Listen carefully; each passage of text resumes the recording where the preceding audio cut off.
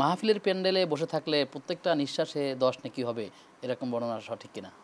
এটা আমার জানা নেই। আর মাহফিল তো বহুত ধরনের হয়। কারণ অনেক বক্তারা ইদানিংকালে মাহফিলের গুরুত্ব বোঝাতে গিয়ে এরকম অনেক বেফাস কথা বলে ফেলেন।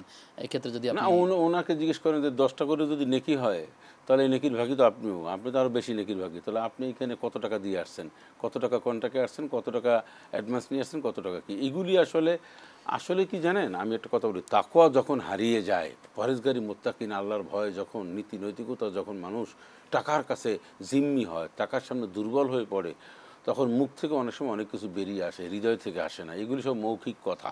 এই জন্য আমরা অনেক বক্তাকে অনেক কথা শুনতে পাই, অনেক কথা তারা বলে দেন, ইউটিউবে আমরা শুনতে পাই, যা আমরা এরকম মন করার কথা বলার মন আসলে করা সুযোগ নাই। ঠিক নেই। ইসলামকে নিয়ে এভাবে বলা কোনোভাবেই সমীচীন নয়।